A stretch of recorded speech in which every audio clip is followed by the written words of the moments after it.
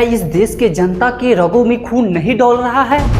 क्या वो भगत सिंह, चंद्रशेखर आजाद, खुदीराम बोस के उस फांसी के फंदे को याद नहीं कर रहे हैं? क्या इस देश की युवा में वो उबाल नहीं है जो कोई व्यक्ति किशोर अवस्था में फांसी के फंदों को चूम लेता है?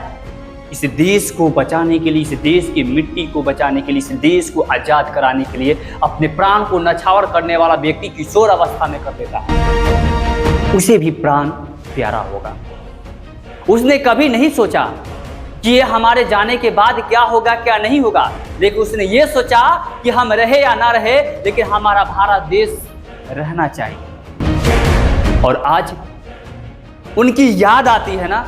भले हम आज महात्मा गांधी, चंद्रशेखर आजाद, सुभाष चंद्र बोस, वीर अनेकों शहीद हुए लोगों का मैंने सपोर्ट नहीं कर पाया, लेकिन आज इस वक्त, इस समय मैं उन युवाओं को सपोर्ट करूंगा और मैं उन विद्यार्थियों का सपोर्ट करूंगा जिन विद्यार्थियों ने इस देश के लिए, इस देश का भविष्य है, अगर उसकी भविष्य बर्बाद हो रहा है तो मैं दिल से सपोर्ट करता हूं। ये देश रहना चाहिए, मैं रहूं या ना रहूं इससे कोई फर्क नहीं पड़ता है। ये आज़ादी ऐसे ही नहीं मिली थी, ये आज़ादी के लिए हमें लाखों लोगों की बलिदान देना पड़ा था, तब यह हमारा देश आज़ाद हुआ था।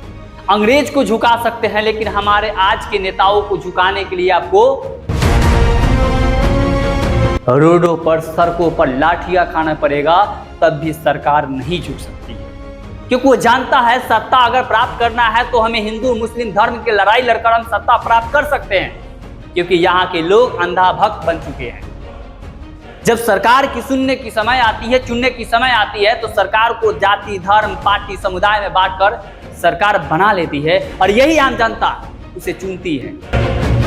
उस समय समझ में नहीं आता है, जब अधिकार मिलता है चुनने का तो पार्टी, जाति, धर्म, समुदाय में बढ़ जाते हैं और आज उनके बच्चे रोड पर, सड़कों पर लाठियां खा रहे हैं। चाहे वो कोई भी पार्टी हो, चाहे वो कांग्रेस की सरकार हो, बीजेपी की सरकार हो या किसी का भी अदर पार्टी की सरकार हो, इससे कोई मतलब नहीं होता है। मतलब सिर्फ होना चाहिए हमारे देश की विकास, युवाओं का बात। क्या हमारी युवा आतंकवादी थे?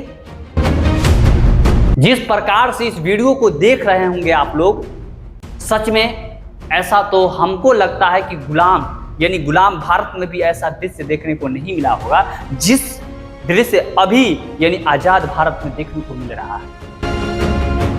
पर ये गलती किसकी है? गलती मेरी है, आपकी है।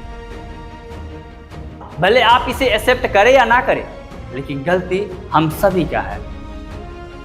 इसलिए जागो युवा, अपनी आवाज को बुलंद करो। हमें वहां लड़ना है जहां गोरे चर्बियों ने हार मान लिया था, वहां आज इन वाइट कुर्ते वाले ने डरने का नाम नहीं ले रहे हैं। डरेंगे, सिंहासन खाली करना पड़ेगा। जनता जाग चुका है। कल का जो आंदोलन था वो इतिहास की पहली आंदोलन था। मैं मानता हूं आजाद भारत का पहले ऐसा आंदोलन था जो युवाओं ने रोड, सड़कों पर जिस प्रकार से लाठियां खाई और एक अपने देश की छत्ती तक नहीं पहुंचाया।